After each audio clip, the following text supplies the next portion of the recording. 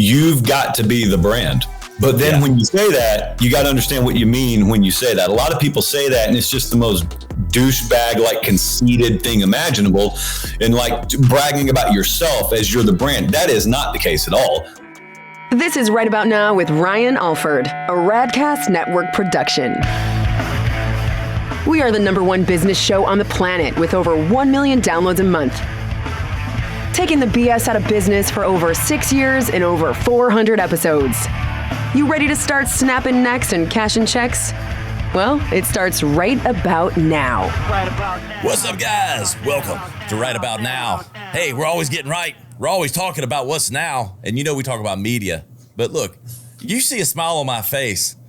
I love every guest. They're all my children, my babies. I appreciate every one of them. But when I get to talk college football and media all in one, and that's why I'm going to the source. He is the host of the Josh Pate Show, and he is a CBS analyst for college football. What's up, Josh?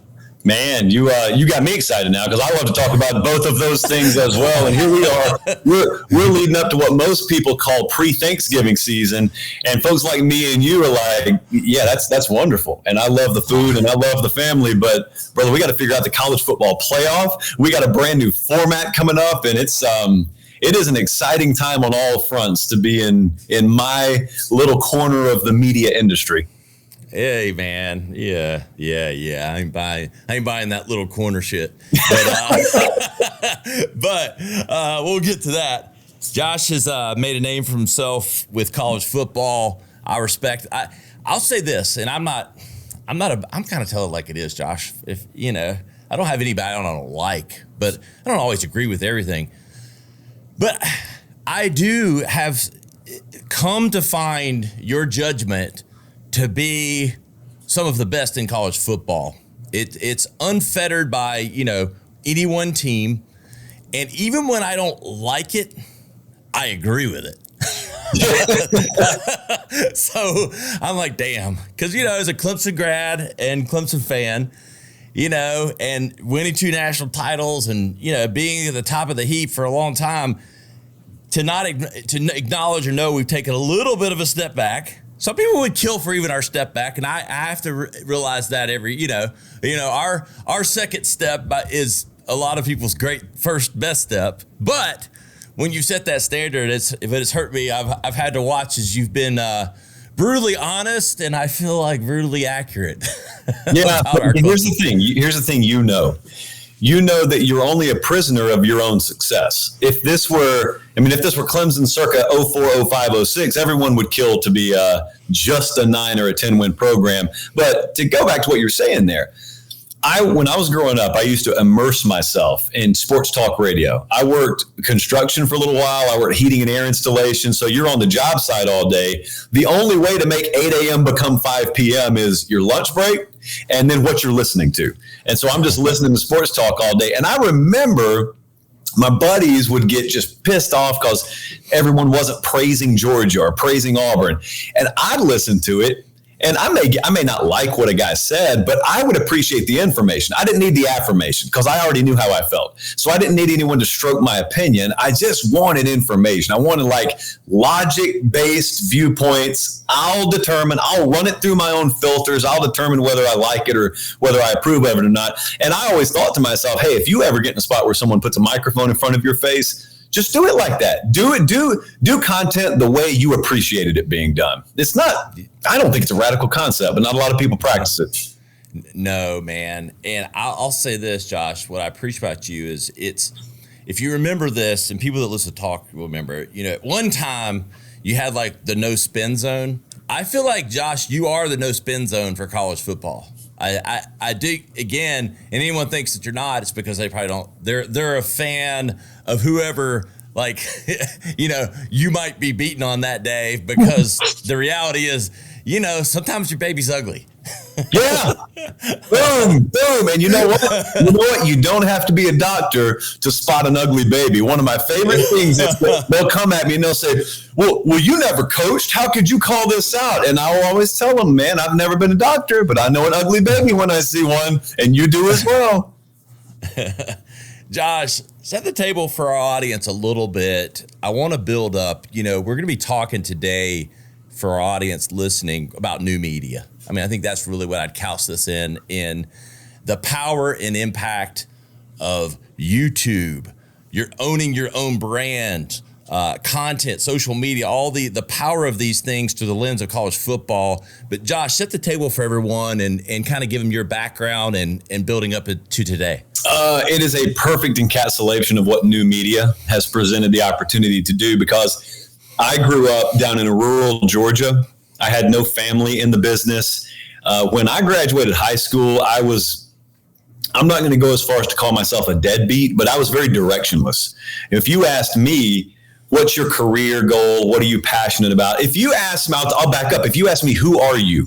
When I graduated high school, I could never give you the answer. I'd be able to tell you my height, my weight, my eye color, the birth certificate stuff, basically.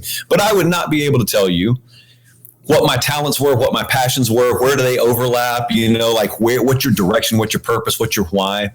And took a long time, because I didn't grow up dirt poor, but I didn't grow up rich. I was just kind of a tweener kid, closer to the poor than the rich. But I just wasn't shot out of a cannon the way some of my peers seemed to come out of high school. So I went and I wasted a couple of years in college and ended up dropping out and going and doing, like I said, construction work. I did all kinds of different manual labor jobs, and slowly but surely got my act together a little bit. Slowly but surely, the right people just continued to beat on me until I got back in school. But that kind of coincided with the rise of digital media. And so what I did was I just badgered a radio program director that I listened to every day. And I said, can I come in and observe? I think I want to do that stuff. I immerse myself in it. I think I have the God-given ability to do it, but I don't know, because no one's ever given me a shot. Can I come in and watch you produce radio? So he let me go in there. And a few weeks in, his co-host calls out sick one day. So I just got put on the air one day. And it's afternoon drive sports talk radio in the deep South in the middle of college football season. And so I mean, live bullets flying, and I love it. I've never had more fun in my life. And we got off air at like 7:01 p.m. that afternoon. And he said, where have you worked before? And I said, I've never done this before. I've just pretended to do it driving around in my truck for years, but I've never actually done it. He said, well, man, I'd love for you to just stay on the air. So I stayed on the air, and that turned into a television general manager calling me up a couple of years later. Hey, do you want to do what you do, but do it on TV? I said, sure. I've never been on TV. Is that a problem? Oh, no, man, it's easy. So TV ended up being the hardest thing I've ever done in my life. And then I elevated to being a sports anchor and then a news anchor, and I'm doing the college football stuff on the side. But that brings me to what I was just saying. This is mid-20 teens. This is not that long ago. This is less than a decade ago. And I will so vividly remember for the rest of my life sitting next to our chief meteorologist one day after a newscast, and his computer screen's like in the background. He's sitting here, computer screen's in the background, and he's got his Facebook feed pulled up. And I saw a live video playing on his Facebook feed. And I said, what's happening there? He said, oh, it's just a Facebook live feed. I didn't know that they had just launched that software. That was a Berlin Wall moment. And then YouTube, shortly thereafter, introduces live capability on their platform. So to me, I've been sitting here thinking the whole time, the whole key to this game, as you know, is overhead and distribution back then. You got to have the big fancy studios to make your product look the way it's supposed to be. And then you've also got to have the distribution so that someone can see you in LA and Seattle and Miami and New York all at the same time. And if you don't have those, or you don't have syndication deals, you don't have a nationwide audience. Then the internet gets weaponized and leveraged the right way. And overhead and distribution are literally, if you're holding your phone, it's at your fingertips. And I realized at that point, man, I got a shot. If I really am what I think I am, if I've really got the ability, if I can really appeal and mass communicate this stuff in an entertaining way, I've got a shot. And so I started to conceptually put that together. And it was a fight. It was a multi-year fight, but finally got to where I was willing to work as an independent contractor instead of an employee at that news station in exchange for getting access to that studio a few nights a week. And we started producing a college football show on YouTube, started it from scratch. And we started doing it, and a couple of years in, I was already making more money on the YouTube channel than I had ever made in local news. And it was at that point that CBS hit me up and they said, we're not doing anything like you're doing. And we know we should. We know that's the direction it's going. Would you like to come here? And so I came to CBS in 2020. And when COVID set in and everyone else started talking about everything other than sports, I just stuck to sports because that's what I know. And our numbers, man, they just shot through the roof because a bunch of those networks alienated their audience because of what they were trying to present that the audience wanted nothing to do with. And so then when football came back in 2020 and beyond, we've never slowed down. And we got the number one college football show in all of digital media now. And you're excited by that and you love it. Now I get all kinds of opportunity. It's amazing. It's a dream job. But I know 2024 still looks like the infancy of this whole thing relative to what 2034 will look like. And so you call it new media. I remember not too long ago, they called it alternative media. It's not the alternative. It is the way. I think a lot of folks, if you watch the way that the election was covered from either side, left or right, the way it was covered this past cycle, it wasn't covered in a legacy manner. Far more people went to those alternative new watering holes than they did the traditional, and that's not going back. And that we are downstream. Sports media and any kind of little niche industry that you could be in the media world, it's all downstream of that. If that's the way an election's going to work, I promise you it's the way any other form of content is going to work moving forward. Bingo. Write that down, highlight clip that whole segment, Josh. Literally, that is the way it's moving. And I don't think people realized, I think you're right. We're still in the precipice of all of this, the democratization of distribution that this thing has allowed. It's been around. And look, I marketed, this is what I did the first of my career was all marketing smartphones and worked in the first iPhone and can you hear me now and all that. And I saw this coming. I didn't know it would be exactly played out the way it is. But the way that distribution and awareness has been democratized through the smartphone, through YouTube, through now the apps all being on the television. I mean, linear TV, look, the only thing keeping cable companies alive is live sports. That's right. And those deals are getting undone. I mean, we're moments away from probably every station being an app, just about. You're packaging those things. It's crazy what's happening in that field. It's amazing that you talked about it. The only thing holding that whole bundle together, if you will, is live sports. And then in my business, what that does from a talent perspective, what it does from a representation and agency perspective is it makes you realize, well, I've got to have dual roles, or I've got to contractually define myself in two different lanes. I've got the broadcast version of me. Now, I don't do play-by-play or color or anything like that, but a lot of my friends do. A Joel Klatt, for example, or a Greg McElroy, those guys have broadcast talent deals with a Fox or an ESPN. But then, Greg would have a separate deal with Omaha Productions, which is Peyton Manning's company, and he licenses his podcast through them. Joel, the same thing, happens to be with Fox right now, but that's the way it's going for everyone. And what I wonder is, if you've got networks that are spending the billions that they're spending, that the Big Ten makes $8 billion over the next 7 years for their TV deal. If you're going to invest that kind of money, whether you're CBS, whether you're Fox, whether you're NBC, do you not look at the ecosystem of commentary that exists around something like college football and think we need to invest in that? Like we need to leverage that because we just have them on Saturdays for 4 hours right now. Those people have them the other 6 days and change. Why are we not investing more in that? Now, I expect those conversations have been happening. In fact, I know they've been happening. And so this is kind of a put yourself in the right place and then the right time will find you sort of ideology. Yeah, for sure. Talking with Josh Pate. He is the host of the Josh Pate Show and the king of new media. One of the kings at the table. Josh, talk to me. When you first started on YouTube, I want to get actionable for our audience, and you went live, started doing your live show on YouTube, and you said you started making more money than you'd even made in broadcast to that date. Are we talking about direct from YouTube, like ad plays or whatever, or just you were immediately doing sponsor deals on your channel? That would have been just AdSense dollars in the immediacy. Now, I'll tell you what did happen. So to say I was making more money, it's not a high bar to clear, because I was making $27,500 a year, multiple years into doing news. What happened was we monetized the channel. We made, to me, really good money at the time. But also what happened one day was there was a guy, he was the representative for Buffalo Rock, which is the Pepsi distributor, Mountain Dew, etc. And he's there to meet with clients at the TV station one day. And I just happened to see him. And he had happened to see the show on Facebook Live at the time and YouTube Live. And so he's walking through. Now, look, this is the end of probably his quarterly. He's still got ad dollars that he needs to allocate somewhere. He just happens to have 25 or 30,000 extra ad dollars that he probably just needs to put in the 25 to 48 male demographic somewhere, and let's lean into sports. And so I'm having a conversation with him, and we're talking about this sort of thing. He says, well, how would you like Pepsi? How would you like Pepsi to be a sponsor on the show?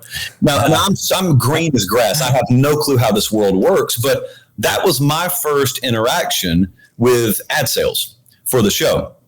Well, what the lesson it taught me was, I didn't have a third party go out and do that for me. And I didn't have an agency bring him to me. That was a direct face-to-face partnership. And I swear to you, that was one of the biggest blessings that ever happened, because moving forward, I realized that right there, no matter how high in this industry I climb, is exactly how I want my partnerships to be. So you fast forward to today, I've got a huge deal with Academy Sports. I've got FanDuel Sports on board. We just signed a big deal with Quick Trip, which is a huge gas station chain for those unfamiliar, earlier this year. And we just partnered with Zevia, which is a zero sugar soda. I have personal relationships with all of those clients. I deal directly with all those clients. And what that does is it means they come with you wherever you go. And that, along with owning your intellectual property and owning your branding, if you can ever pull it off, and it is much harder done than said, but if you could ever pull it off, that is that's the brass ring on this new frontier. That's the brass ring. And the reason I'm so proud about it, the reason I speak so boldly about it, is because I've had a lot of whiffs in life. I've had a lot of predictions that don't come true. But like you were talking about selling the smartphones a generation ago, and you could see it coming. I could see this coming. And I could see that. I thought the model was build it the way we've built it, prove it, have it prove itself, and then simultaneously get your personal relationships with your clients. And you need to do that, and you need to select them based on understanding your audience and the people you serve better than any ad agency or any corporate media entity ever will. And if you really have that granular a relationship with your audience, ad partners will take care of themselves. The numbers will take care of themselves, and you will be able to empower yourself above and beyond what you could have ever hoped to do in the old landscape. Yep. Boom. There it is. And, so many people, I really want to touch on what you said. And I agree. I'm happy for you. I'm so thankful for you that you experienced that direct sell for yourself, because you both made yourself a lot of money. And I would say, as much as you made money, you avoided the pitfalls of just some of the signing with people that aren't really that motivated to work that hard for you, that are just looking for percentage deals. And you got to learn exactly how it all works. And I can't stress enough for anybody hearing that the most lucrative deals are the most personal deals. And the most and I'm guilty of this at times with our show and things that we do. You have to be involved with this stuff. When you're building, especially, it's the Josh Pate show, right? I mean, right about now is with Ryan Alford. It's tied to your personal brand and tied to you, and you can hire and build a team and do all those things, but you got to know this stuff and understand it at a really high level. You've got to be the brand. But then when you say that, you got to understand what you mean when you say that. A lot of people say that, and it's just the most douchebag, conceited thing imaginable, and bragging about yourself as you're the brand. That is not the case at all. At least the way that I look at myself. The way I look at myself is I am a total product of our audience. And I am a total product of what they've allowed me to do. And the reason they've allowed me to do it is because of the same reason somebody keeps coming back to the same restaurants, because you're serving them what they're asking for. And I think two of the biggest pitfalls is, number one, people getting ignorant or self-absorbed enough to where they believe they're the big deal, and therefore they're going to stack their show, or they're going to produce their content around what they care about, and the audience will just consume it because they're a bunch of clapping seals. That's pitfall number one. Pitfall number two is you do what you do, the audience reciprocates with their viewership traffic or their listenership traffic, therefore it props you up, and then you get up on the mountaintop, and then you decide, all right, now I'm going to change everything. Now, all of a sudden, I need to add bells and whistles. Now I need to dress different. Now I need to cover more things than I got here covering. And it happens so often. I can't tell you how many times already in the past 4 years since I've been here, I've been approached about covering other sports, covering the NFL. And there's a reason for that, because I think that, the powers that be look at this model and they say, why don't we apply that model to the NFL? Imagine the traffic. Well, they're right to think that. It would do really good traffic, but it would be so inauthentic and disingenuous, and it would be so penny-wise, pound-foolish to try and merge what we're doing here into other lanes. My response to that is, I'm good in college football. If you think what I do is effective and would be effective, then go find the person to execute it in that lane. I do. The reason I respect McAfee so much is Pat's doing something right now that I don't think is going to be duplicated.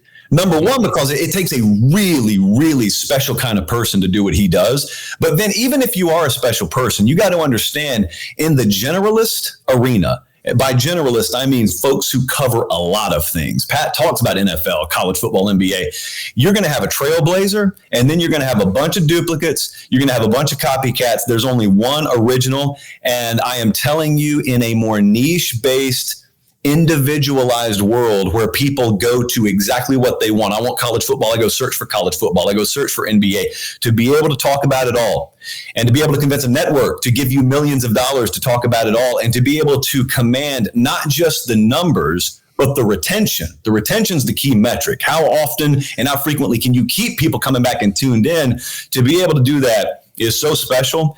I've never had the passion to want to pursue the generalist arena, but even if I did, there's no guarantee that works, because why? I just ask myself, why would I listen to me talk about the NBA? I may listen to me talk about college football. I'd never listen to me talk about baseball or the NBA. So if I wouldn't listen to myself do it, why would I ever just blindly assume that other people would waste their time doing it?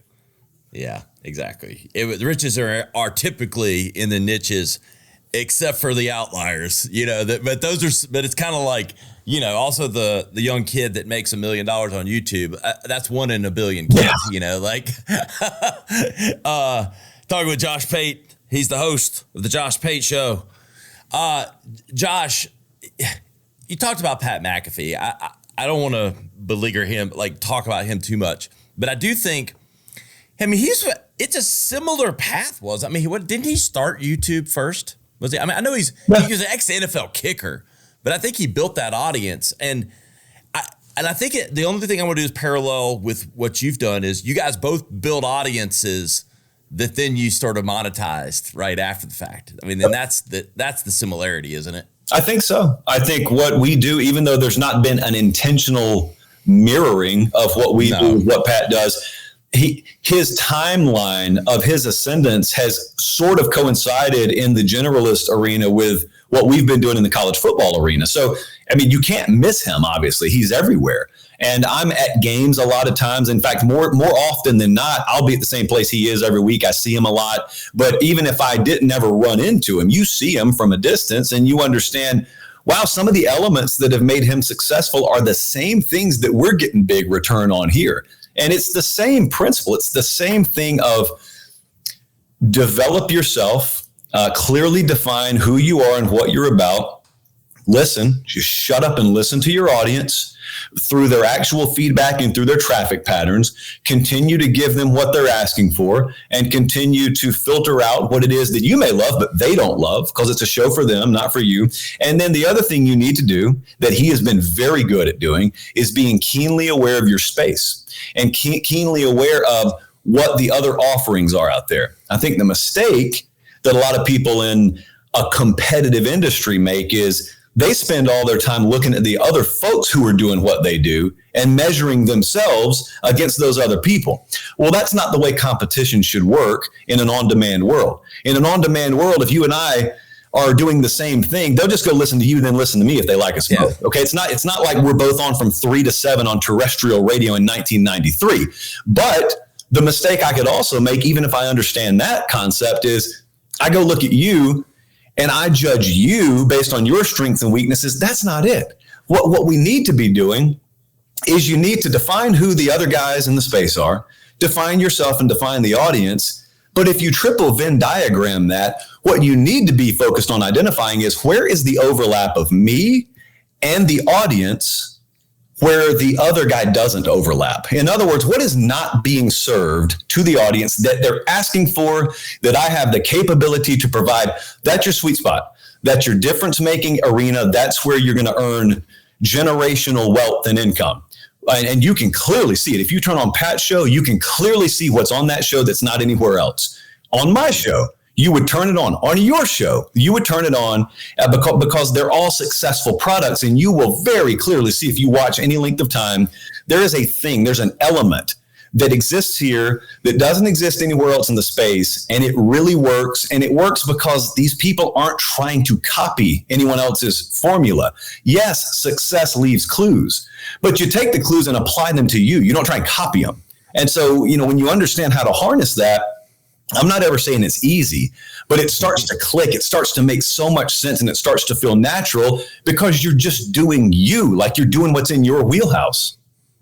Bingo. Savannah, are you taking good notes here? Because Josh Pate is giving a masterclass, reminding me, like, Josh, like, you and I think a lot alike, and that's why I like you. That's why I want you to be a friend, even if just for far, I'm going to say you are. But, like, we think a lot alike, but you're reminding me of, like, things of why I did certain things. I'm like, I got to remember that. Josh is on his soapbox, and he's in the pulpit, and I'm sitting in the audience. You remember, if you grew up in the South, the deacon would go, "Amen, hallelujah." Yep.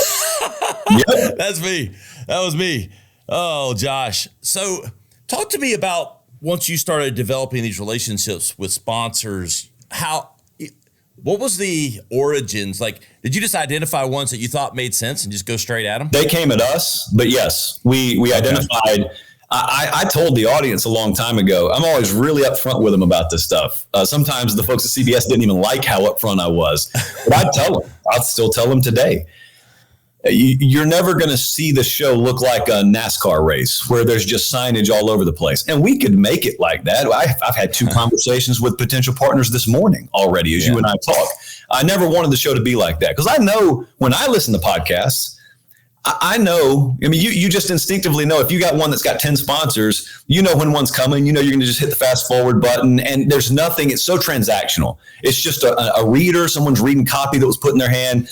There's no built-in value for me as the listener or the viewer. So I told them 2 things. Number 1, we're always going to have fun with any partner that we do have. Number 2, we are not going to have many partners. But number 3, it's going to make sense. And I'm going to make sure I get something for you out of any partnership we have. So we bring on Academy Sports and Outdoors. It's a sporting goods and an outdoors partner that's littered throughout the South that heavily overlaps with our demos. It makes perfect sense. But I told them, you got to give me a ton of free stuff to give away, especially around Christmas. Like, I want to be able to give away thousands and thousands of dollars of gift cards and whatnot. And they said, no problem. So they just baked it into their ad spend. Quick Trip comes on board. I tell them gas prices are insane right now. I know you guys don't control that, but what you can control is you give me X amount of dollars. I want baked into this thing a budget for giveaway. And they put in $20,000 worth of gas giveaway into my quarterly budget. So, think about that now. Think about being on air and you're doing your Quick Trip ad read, but really what it is you're just giving away tanks of gas at random. Like, think about how that engages your audience and it endears them to your partner a whole lot more so than just an ad read ever would.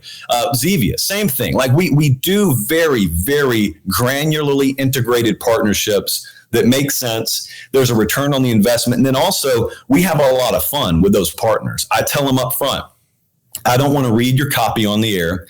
And that's not being disrespectful. I'm telling you, if you'll just let me do this thing ad-libbed, I promise it'll return so much bang for your buck so much more than it would if we just did it the old fashioned way. So to their credit, all those partners have been on board with that. It takes like a week, and then they'll hit us back and say, okay, it makes sense now. Like, we get what you meant now. Don't listen to us. Just keep doing whatever it is you're doing. We're seeing incredible traffic, and we're good with this. And so it's not the way it had been done. I think it's the way it should be done. Yeah. I mean, dude, organic is the way that look, everybody knows they're being marketed to these days. Mm-hmm. The gig is up, and nobody's watching linear TV anymore other than live sports. And so you're not getting the reach and frequency. So you need these impressions that are real, that feel organic and are tied to the brand and the audience the way they need to. Brilliant doing the gas thing. I mean, dude, you're checking all the boxes, brother. Think about this, Ryan. Think about this now. Also, it is insane how loyal our audience is. I'm sure you feel the same thing from your folks towards you. And the biggest point of pride I take in what we've built is I don't bring on many partners. When I do, there's almost an accepted responsibility that the audience feels because they reflect it in their activity and their engagement. When we bring on a partner, and Zevia is just the most recent one we brought on, that's in the last month, the response has been insane. They go out of their way to go to a store and look for a drink they never would have sought out before. And not only do that, but take pictures of themselves doing it, post it on social, and tag you and tag the partner and say, just straight up front, I'm doing this because he told me to. You can never take that for granted. Don't ever weaponize it. Don't ever take it for granted. But when you have that, and then you imagine like a media company seeing that kind of audience, and imagine an ad partner seeing that kind of engagement. What you ought to do if you're me is appreciate it. What you ought to do if you're not me is you ought to look at it and say, why is that the way it is? How do we take that model and duplicate it? Who else could pull that off? Because it may be that there are many other people out there capable of pulling that off. They just don't all have journalism degrees from Syracuse and Northwestern per se. Yeah. And they don't understand that you don't always need to take. Sometimes you give and you get more in return. Crazy, right? It's almost like people should have written books on that a long time. It's almost like, damn, I think I heard that growing up. And the golden rule or the Bible or something, like those words tended to be in red a lot, as I recall. Yeah, I think so. Yeah, in the New Testament. Oh man, Josh, what's kind of on the horizon for you? Like, with the show, like, are there things, obviously killing it, the show's growing, your awareness is growing, audience growing, like, but anything that's kind of on that horizon with what you're doing with the media company and all that stuff? Yeah, we did something a few times this year that's been one of the most fun things that I've done. We didn't market it. We didn't create anything around it. It's just been organic. So I go to a game every weekend. I pick a game. I go to it every weekend. Like, I'll go to Athens this weekend for Tennessee, Georgia. I'll normally do my Thursday show. I'll fly out or I'll drive, and I'll get to the place Thursday night, and I'll just be on campus Friday. Nothing like a campus, like 24 hours leading up to game day. And so what I started doing, we were at Bama like a month and a half ago. The journalism and business class asked me to come speak. It's like, okay. So it's about 150, 200 kids. You speak to them. It's a Q&A format. Just so fulfilling, like unbelievable. We go to Penn State. We do it again. We go to A&M. We do it again. And about the third time I did it, you walk out and you realize we just did a show like that. If we just broadcast that, if we captured that, it would be informative. It would be entertaining. It would check all the boxes. Engage, entertain, enlighten, and inform is the 4 boxes we always want to check with any content we produce. Well, that checks all those boxes. We've got everything from content strategy to who's going to win Saturday, like all of the students asking the questions. So I want to build something around that. And that would be a next year thing. I want to do that. But then also on the more broad scale, I grew up watching College Game Day, and I grew up and it was the way it was as I was a kid. And I never could have imagined fast forwarding to 2024 and seeing the lineup and the cast of characters that's on there today.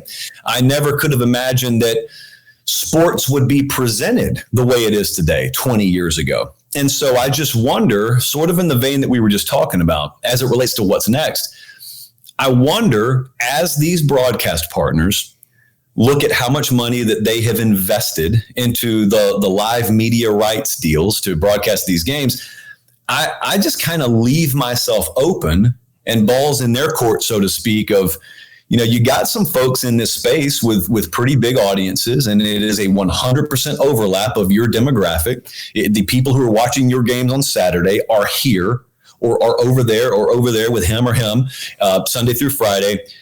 Is there any kind of creative engagement and interaction and involvement that someone even like me might be able to have with those productions? Don't need it. I'm totally blessed where I am. I'm not even begging for it, but I always leave myself open to that, because I think there may be some really creative ideas and conceptually some really good ways to infuse what my world consists of versus what that game day broadcast consists of, that just because it hasn't been broached yet doesn't mean it can't be broached. And then beyond that, just our numbers continue to rise every year. So I'm just curious, like, how big can this space become? Just the college football new media space.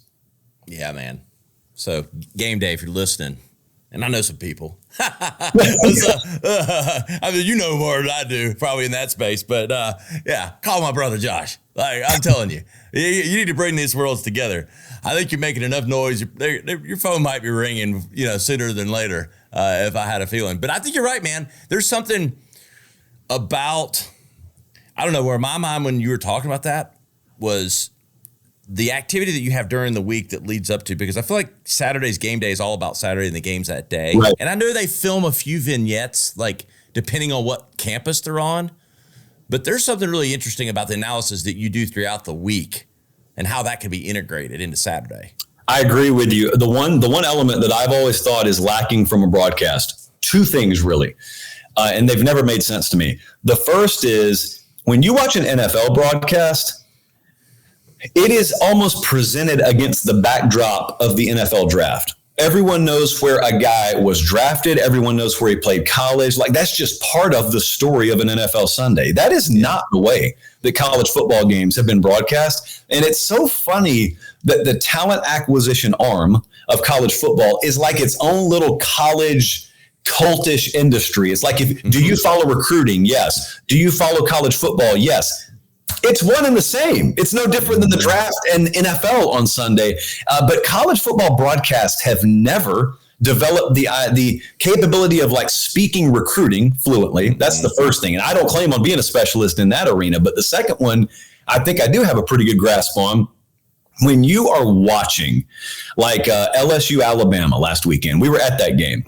When you're watching that game, I don't doubt that Chris Fowler and Kirk Herbstreit are doing a phenomenal job on play-by-play. They got the best presentation folks in the world, so I'm sure they're capturing the ambiance and the spectacle. I'm sure Holly Rose getting you injury updates on the sideline.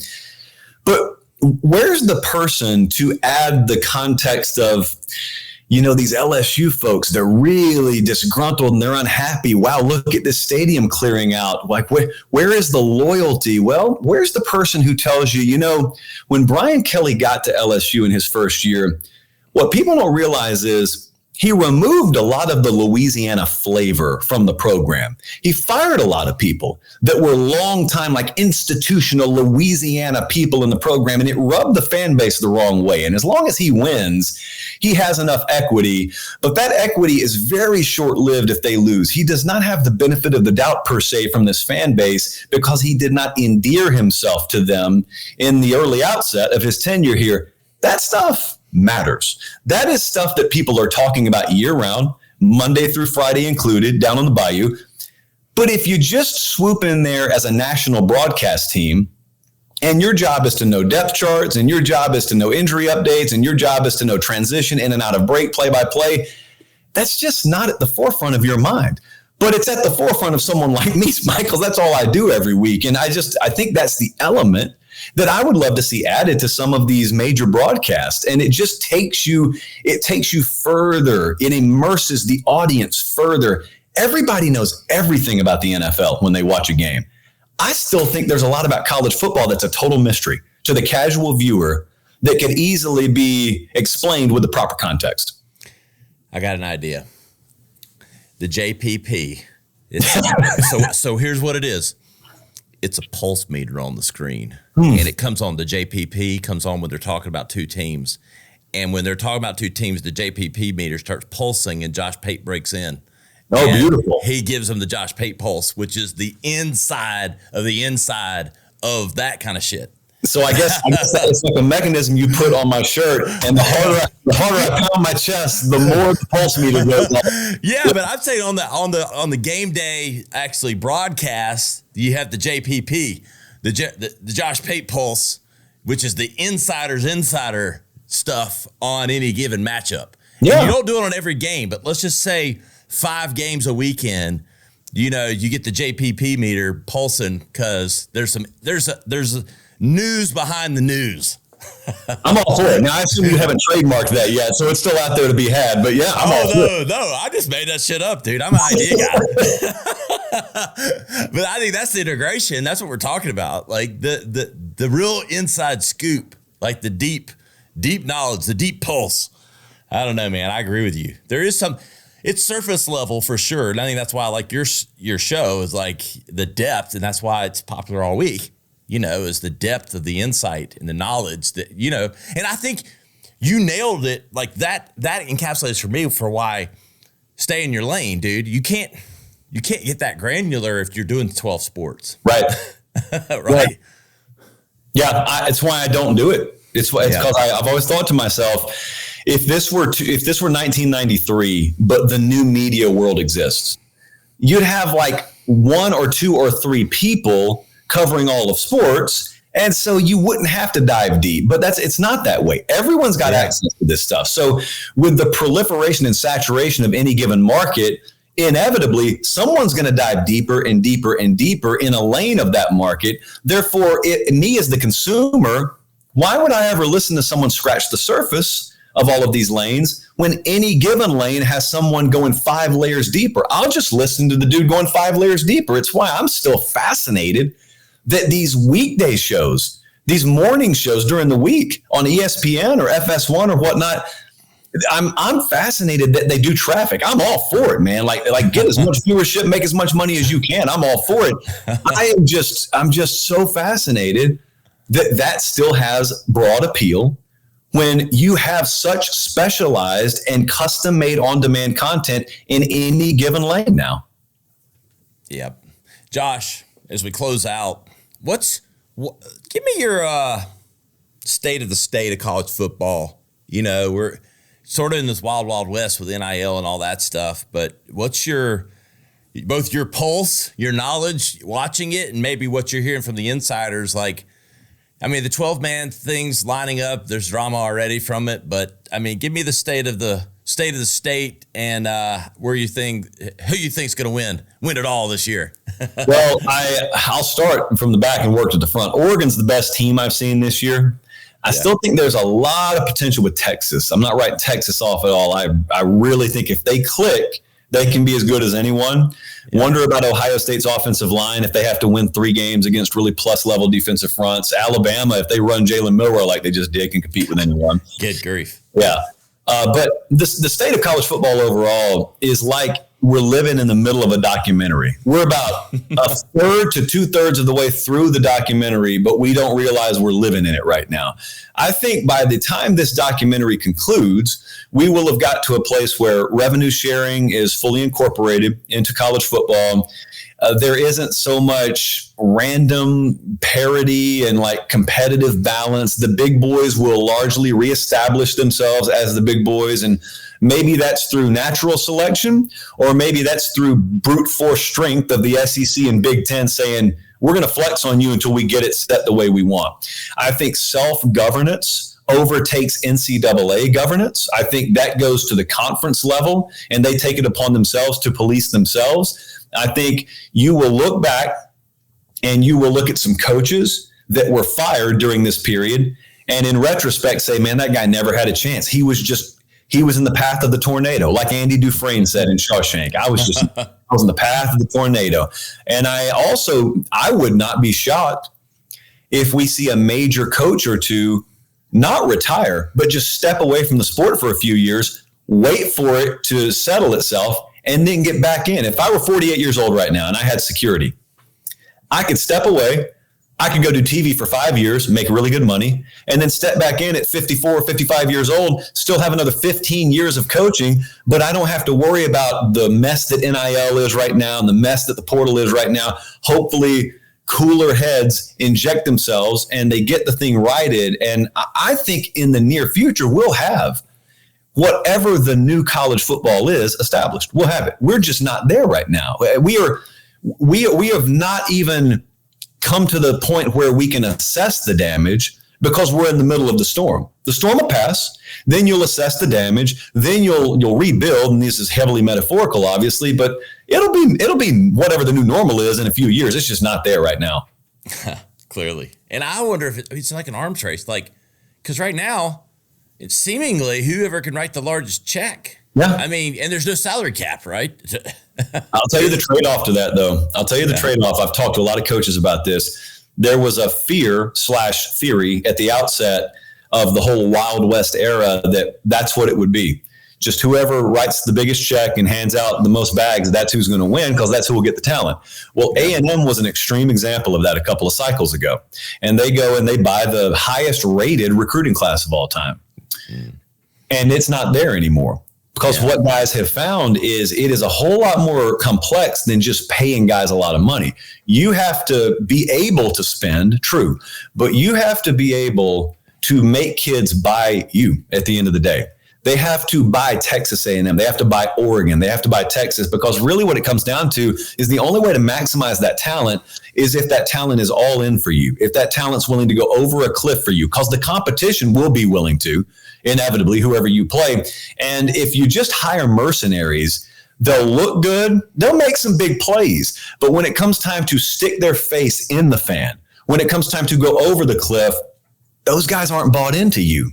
They're bought in enough, but they're not bought into you. They're not there for those reasons. So the fine line is we need to be able to spend competitively, but we also need to create a culture that they buy into. And that is the needle that a lot of these places are trying to thread right now. Yeah, I'm hoping my boy Dabo can figure it out.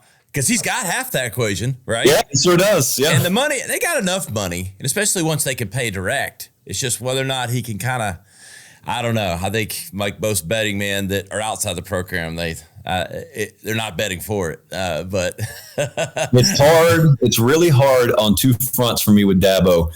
I don't have a personal relationship with him, so I just speak as an outsider like everyone else does.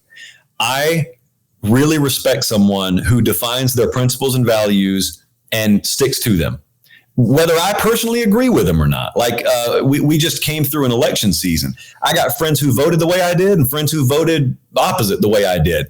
As long as you're consistent in your message and you truly in your heart believe what you're espousing, I can roll with you. Don't have to agree across the board. I can roll with you. Dabo truly believes his messaging. He truly is convicted in the way he runs that program. Now, I look at it as someone who did not build Clemson and don't have the equity and sweat invested. And I could say, man, I wish he'd bend a little here or bend a little there. And I think I'm right, but I'm not the one whose model made them a national champion. His is. And so I understand how it's hard to come off that. And I also understand if he looks and he says, oh, it's not that I'm not capable of coming off of it. I'm unwilling to come off of it. I can disagree with the stance, but respect it at the same time. Me too.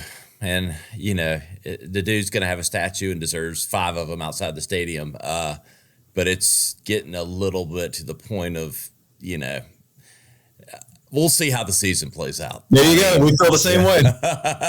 You know, it could teeter one way or the other.